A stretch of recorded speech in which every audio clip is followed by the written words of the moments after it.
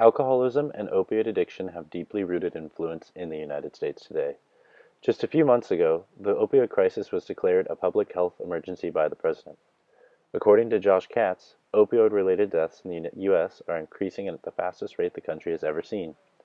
Today, I will be comparing opioids and alcohol to discover how opioids have bridged every class boundary to affect all Americans, while alcoholism seems to be limited to the poor and lower middle class Americans. To find out the root of both crises, we will have to go back to the 1800s. Andrew Jackson's inauguration, the time the common man won. Not only did he encourage alcohol use, but on the first day of his presidency, Jackson threw such a wild party at the White House that they consumed all of the alcohol in the Capitol at the time.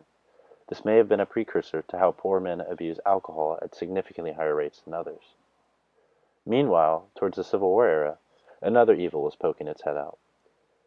With the large amount of pain and suffering in the war, a drug became created to deal with this problem: opiate-based morphine. This was the first time opioids were widely abused, as the drug was readily available at pharmacies after men had served, and many got hooked on it. In fact, the explosion of opiates and the vast need for them after the war led to the government banning all Chinese opiate trading in 1905. This led us to the era of temperance. While Prohibition's goal was eliminating the use of alcohol, it actually did the opposite. The unintended consequences of Prohibition caused higher alcohol use, gang violence, and illegal bars called speakeasies. These were places where men could take a second and get away from life, as restricting a substance usually means people will try harder to get it. One of its main faults was that it came in the time of the Great Depression. Without jobs and with no other options, many poor Americans turned to alcohol to soothe their woes. This is another reason behind the link of poor Americans and alcoholism.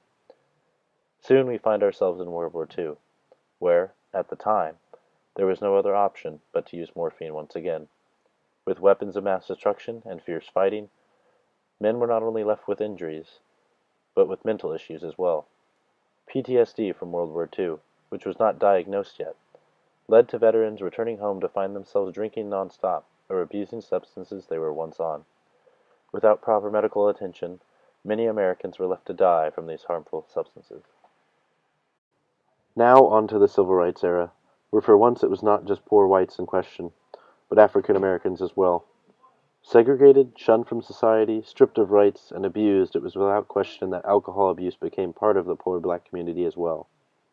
Even when the fight for equality was over, many young black men still associated with substance abuse and became part of the evil, which was alcoholism. After civil rights, with alcoholism still in the shadows of mainstream society, CEO earnings skyrocketed, while the earnings of the common man fell drastically. A pattern is starting to take form. Every time there is an economic downturn for the working man, alcohol abuse goes up. But alcohol was not the only problem in this era. Opioids began to make a comeback, this time in pill form. This cure-all drug called Vicodin became an everyday substance for many Americans, and many did not know the side effects. Exponentially overprescribed and expensive, many wealthy Americans began to succumb to opioid addiction, as their doctors recommended it, and they were the only ones who could afford it. This drug is special in the fact that it can bridge class boundaries. By being easily accessible to the wealthy in pill form, and to the poor as heroin, opioids breach every walk of American society. Alcoholism, rooted in economic downturns and ingrained in our society since the 1800s, has negatively affected millions of Americans.